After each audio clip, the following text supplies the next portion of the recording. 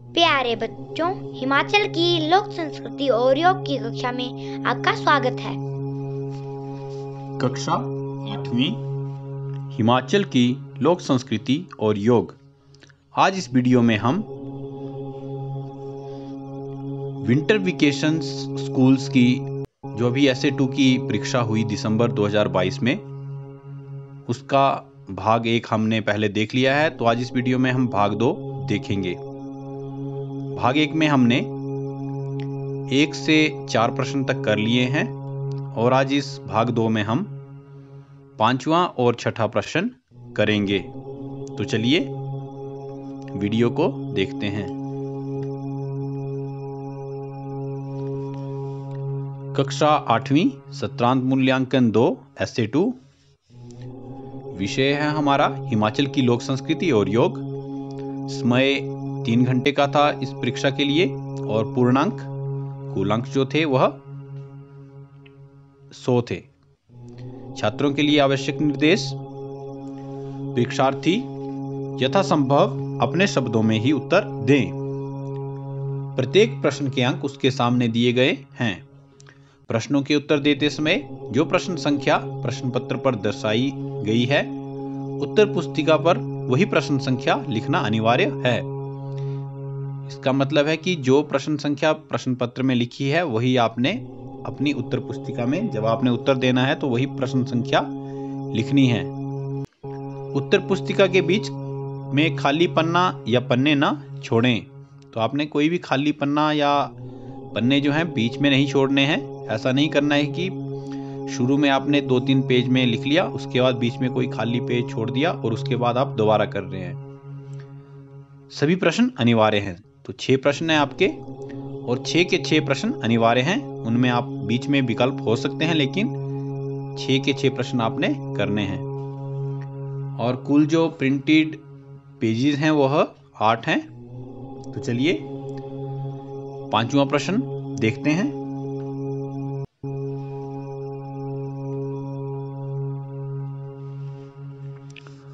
प्रश्न 4 तक हमने वीडियो जो पहले बनी थी भाग 1 उसमें देख लिए हैं। 5वां प्रश्न है हमारा, निम्नलिखित प्रश्नों के उत्तर दीजिए। 5 प्रश्न यहाँ पे हमें करने हैं और प्रत्येक प्रश्न के 3 अंक हैं। तो कुल जो अंक हैं प्रश्न 5 के वह 15 हैं। तो इस तरह से हमारा जो 5वां प्रश्न है वह 15 अंक का हुआ।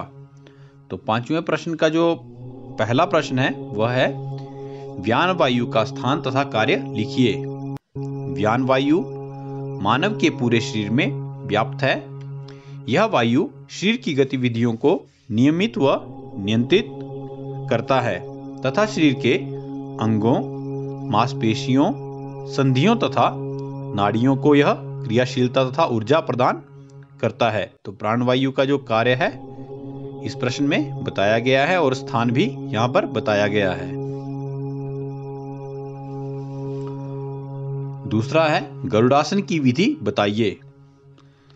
तो आपको यहां पर बताना है कि गरुड़ासन जो है वह कैसे किया जाता है।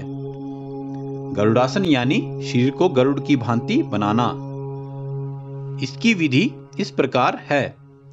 सबसे पहले सीधे खड़े हो जाएं। बाएं पैर से दाएं पैर की जंघा तथा पिंडियों को लपेट लें। उसी प्रकार बाईं भुजा को दाईं भुजा पर इस प्रकार लपेटें कि संपूर्ण भुजा रस्सी की भांति प्रतीत हो। अब धीरे धीरे नीचे झुकें तथा लपेटी हुई भुजा छाती के सामने यूं रखें कि यह गरुड़ पक्षी की चोंच के समान लगे। जैसे गरुड़ पक्षी होता है उसकी तरह शरीर लगना चाहिए। कुछ देर इस अवस्था में रहकर पूर्व स्थिति में आएं।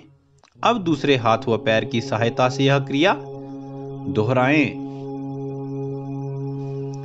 तो आप यहां पर देख सकते हैं यह गरुड़ासन की स्थिति है। गरुड़ जो पक्षी होता है उसकी तरह यहां पर शरीर की स्थिति बनाई गई है।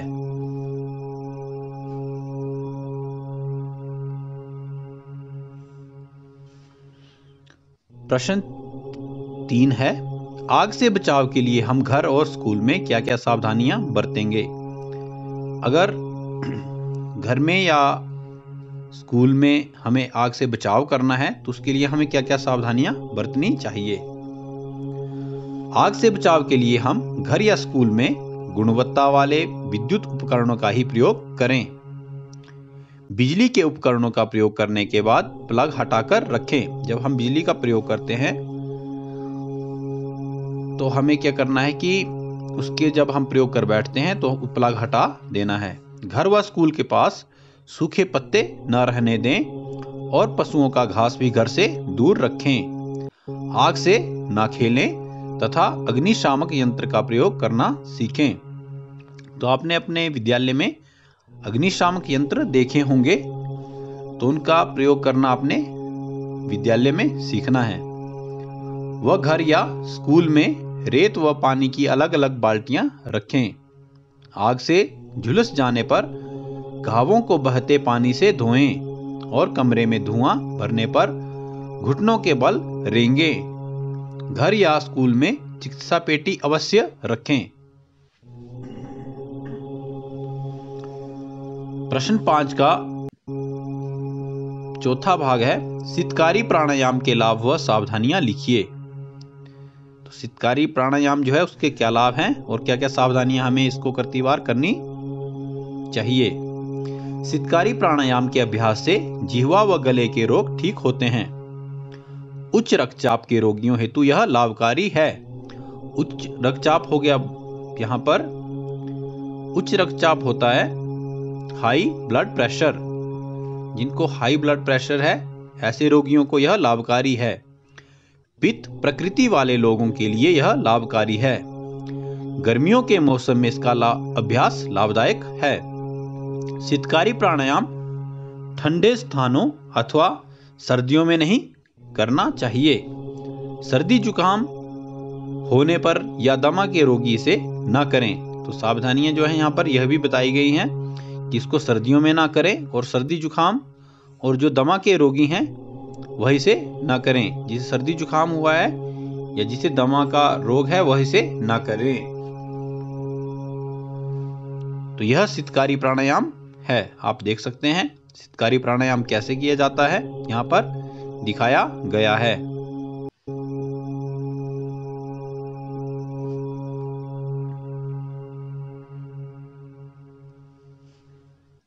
पांचवा प्रश्न है यहाँ पर 3R मूल मंत्र क्या है? क्या आप इसका अनुसरण करते हैं? तो यहाँ पे आप देखेंगे कि 3R या 3R इसका मूल मंत्र क्या है? तो इसका उत्तर है 3R यानी 3R मूल मंत्र है। R1 रिड्यूस यानी कम करना। जो R1 है वो है रिड्यूस यानी कि कम करना। R2 रिवर्स यानी पुनः प्रयोग करना। और R3 है रिसाइकिल यानी पुनः चक्रित करना। इस तरह से 3R हो गया। R1 हुआ रिड्यूस, R2 हुआ रिवर्स और R3 हो गया रिसाइकिल। हम इसका अनुसरण करते हैं।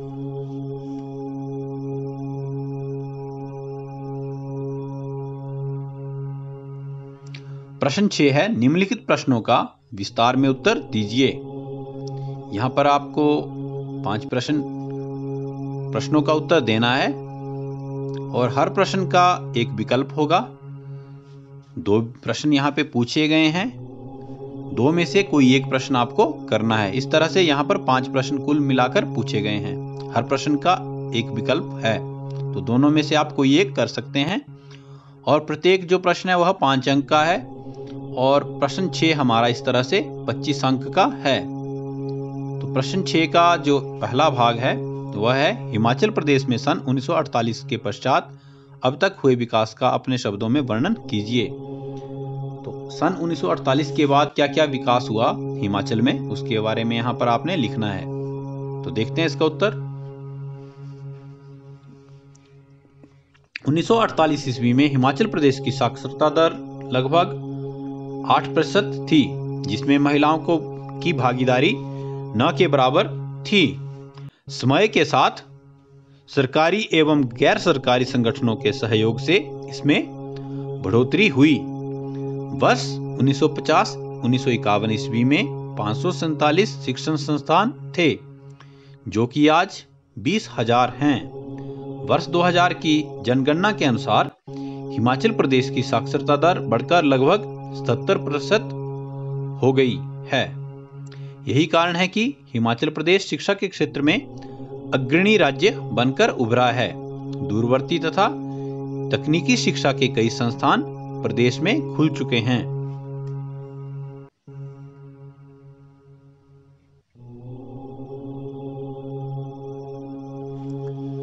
वयस्क एवं सतत शिक्षा के लिए प्रदेश विश्वविद्यालय में अलग विभाग बनाया गया है।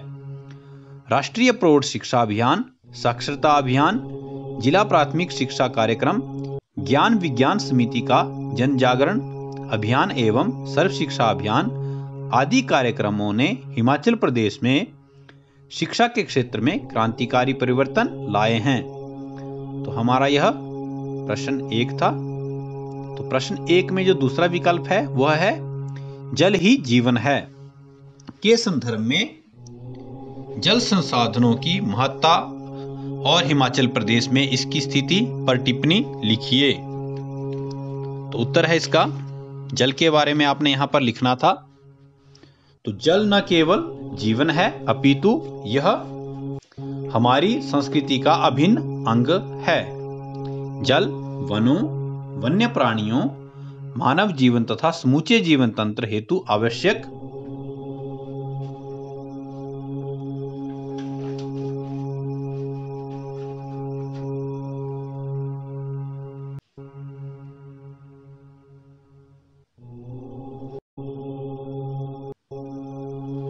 है।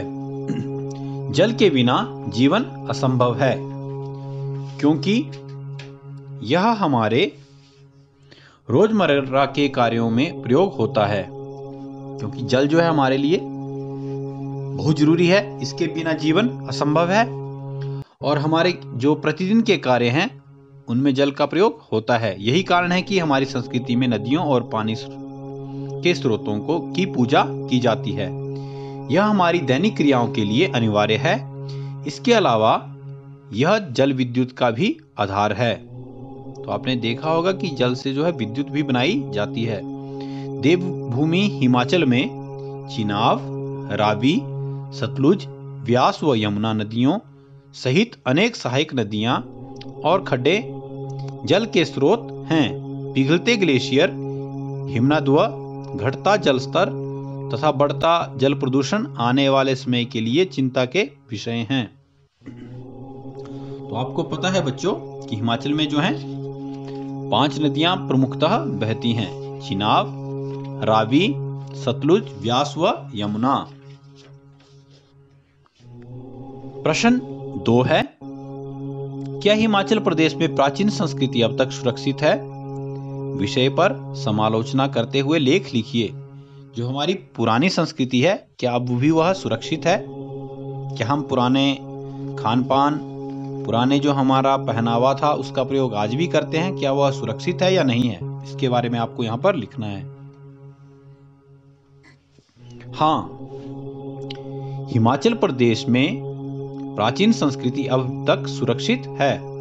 लोग स्थानीय पहनावे के साथ साथ अब अन्य रेडीमेड वस्त्रों को पहनने लगे हैं और लोक संस्कृति व लोक कलाओं में भी पाश्चात्य संस्कृति का प्रभाव दिखाई पड़ता है। परंतु फिर भी विशेष अवसरों जैसे शादी, धार्मिक उत्सवों और त्योहारों के समय आज भी लोग स्थानीय पहनावा, खान पान, लोकगीत, लोक नृत्य व लोक मान्यताओं को अधिक महत्व देते हैं। तो आपने भी देखा होगा कि जब यहाँ पर हमारे यहाँ शादियाँ होती हैं या कोई धार्मिक उत्सव होता है तो उस समय जो है लोग स्थानीय पहनावा पहनते हैं। जो हमारे यहाँ का पहनावा है उसको पहनते हैं और वही खान पान, लोकगीत, लोक नृत्य आदि जो है इनका प्रयोग किया जाता है। तो दूसरा दूसरे प्रश्न का दूसरा विकल्प है यहाँ पर, अथवा दोनों में से कोई एक करना है। पर्यावरण संरक्षण से हम पिछड़ते जा रहे हैं, इस विषय पर 150 शब्दों में अपने विचार लिखिए। पर्यावरण को बचाने में हम पिछड़ रहे हैं, इस विषय पर हमें अपने विचार लिखने हैं। पर्यावरण संरक्षण में हम पिछड़ रहे हैं क्योंकि हम पर्यावरण संरक्षण के लिए अभी भी गंभीर नहीं हुए हैं।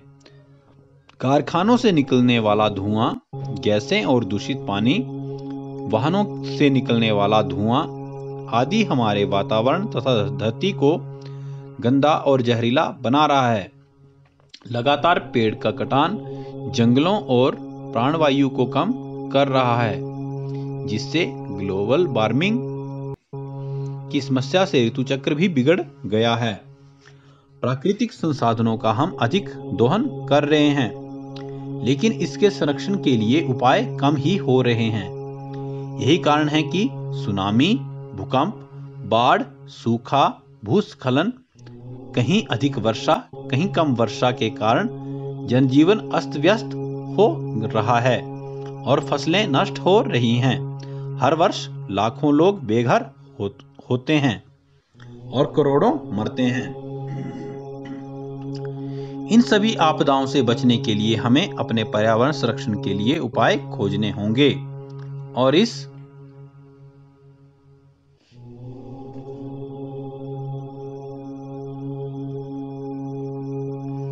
विषय को गंभीरता से लेते हुए प्रयास करने होंगे, तभी हम अपने पर्यावरण को सुरक्षित रख सकते हैं। प्रश्न 6 का तीसरा भाग है। तीसरा भाग देखते हैं क्या है। हिमाचल प्रदेश के स्वतंत्रता संग्राम में प्रजामंडल और समझौता आंदोलन की क्या महत्ता है?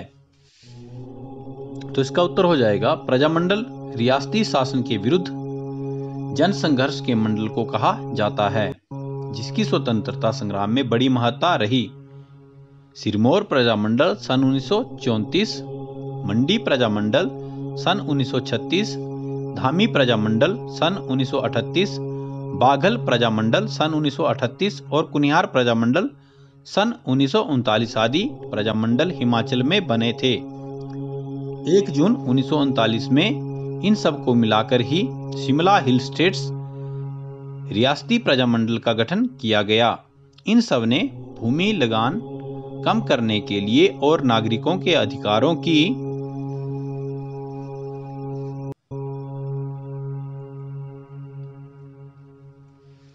स्वतंत्रता बहाल करने के लिए बहुत प्रयत्न किया।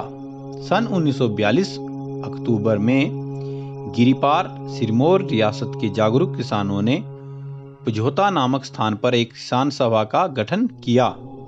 इस सभा ने आलू के व्यापार सहित रीत टैक्स आदि से जुड़े कानून का विरोध किया और ग्राम सभा निर्माण का प्रस्ताव भी रखा। मांगे न माने जाने पर इन्होंने भी आंदोलन किए। आंदोलनकारी समझौता क्षेत्र में सरकारी अधिकारियों को घेर लेते थे, वह काम नहीं करने देते थे। तो यह था हमारा प्रश्न 3।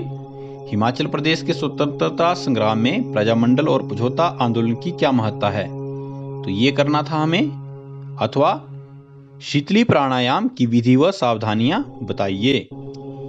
इन दोनों में से कोई एक करना था। तो अब शीतली प्राणायाम की विधि व सावधानियां भी यहां पर देखते हैं। शीतली प्राणायाम की विधि इस तरह है। पद्मासन में बैठकर दोनों हाथों को ज्ञान मुद्रा में रखें। दोनों हाथों को आपने ज्ञान मुद्रा में रखना है।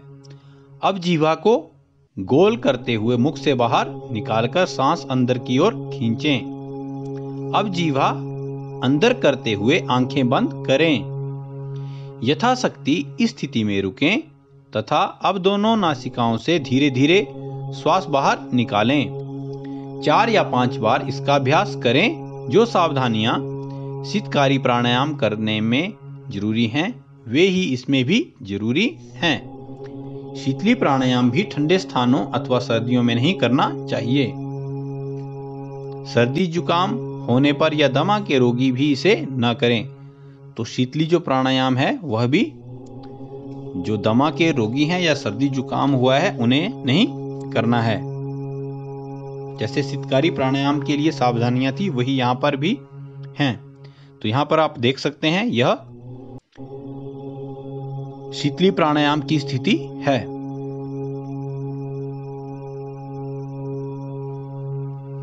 प्रश्न 6 का 5वां भाग है, मुर्गे की आकृति वाले आसन का नाम लिखिए, इसकी विधि तथा लाभ बताइए। तो यहां पर भी 2 विकल्प थे। तो पहला विकल्प हम देख लेते हैं। मुर्गे की आकृति वाले आसन का नाम कुक्कुटासन है। तो आपको पहले भी बताया कि कुक्कुट होता है मुर्गा, तो मुर्गे की आकृति वाला जो आसन है उसका नाम कुक्कुटासन है। सबसे पहले तो यह कैसे किया जाता है, इसकी विधि देखते हैं।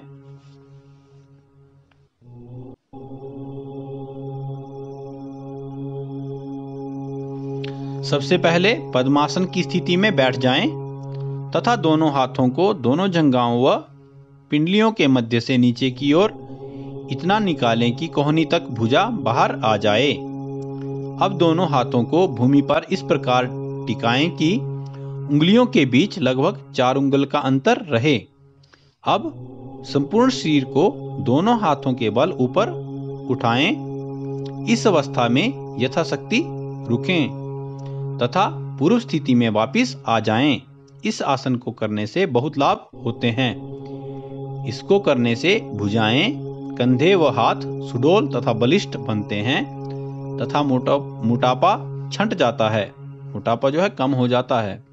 यह शस्त्र चलाने वालों के लिए बड़ा लाभकारी आसन है। तो यह हमारा कुक्कुटासन था।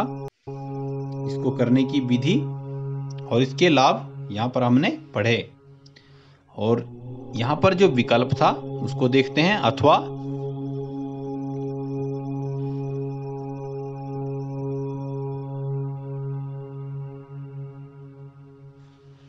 यह कुक्कुटासन की स्थिति है। कुक्कुटासन जो किया जाता है इस तरह से किया जाता है।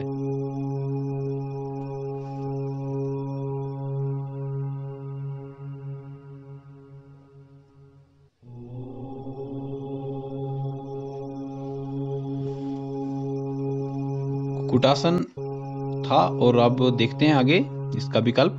बंधों के नाम लिखिए तथा संक्षेप में इसकी जानकारी दीजिए।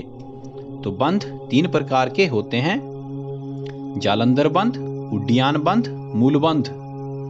जालंधर बंध प्राणायाम में श्वास भरने के बाद लगाया जाता है। इससे गले के रोगों का निवारण होता है व कंठ सशक्त बनता है। उड्डयन बंध पेट की चर्बी घटाने व मधुमेह, अजीर्ण अथवा कब्ज आदि रोग दूर करने और एकाग्रता व स्मरण शक्ति बढ़ाने हेतु लाभदायक है। मूलबंध को करने से आंतों की बीमारी व बवासीर तथा मूत्र संबंधी रोग दूर होते हैं। तो मूलबंध को करने से आंतों की बीमारी व बवासीर तथा मूत्र संबंधी रोग दूर होते हैं। प्रश्न 6 का अंतिम प्रश्न है, स्वतंत्रता संग्राम में पहाड़ी गांधी बाबा कांशीराम ने क्या योगदान दिया? तो बाबा कांशीराम का क्या योगदान रहा था स्वतंत्रता संग्राम में, उसके बारे में यहां पर हम देखेंगे। बाबा कांशीराम गांधीवादी नेता थे जो अपनी जोशीली लेखनी के हथियार से लड़ते थे। उन्होंने प्रण लिया था कि देश के आजाद होने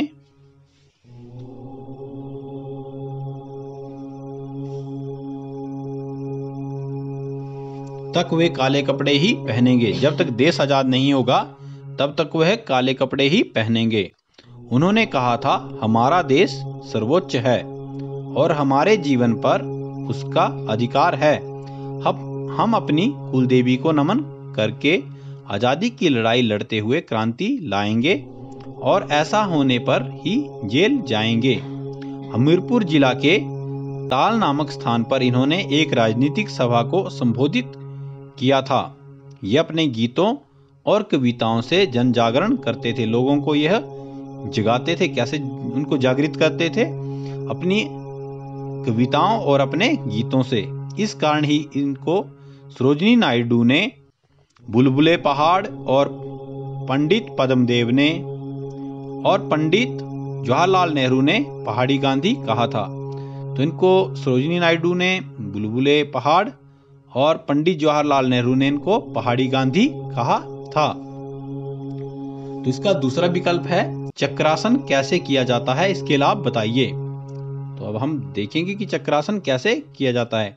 सबसे पहले भूमि पर लेट जाएं तथा दोनों टांगों को मोड़कर एड़ियों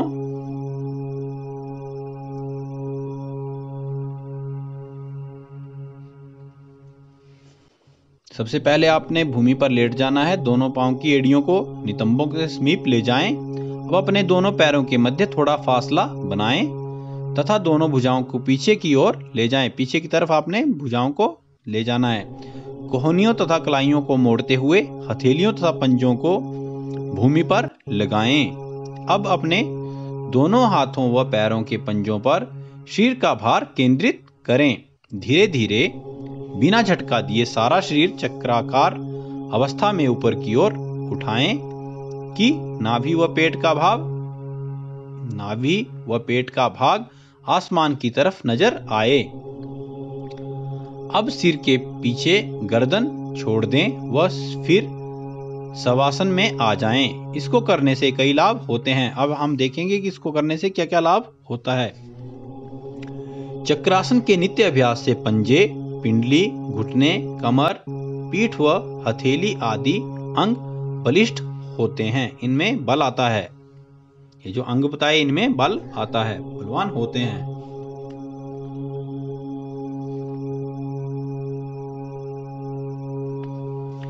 इससे टली हुई नाभि ठीक होती है। चक्रासन से रीढ़ की हड्डी लचकीली बनती है। इसको करने से हाथों या पांवों की कंपन दूर होती है।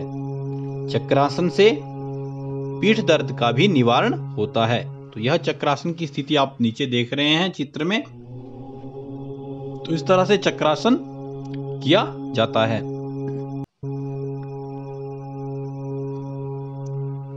तो यह था हमारा जो भी विंटर वेकेशन स्कूल्स में जो हिमाचल की लोक संस्कृति और योग का ऐसे 2 का 8वीं कक्षा का पेपर हुआ,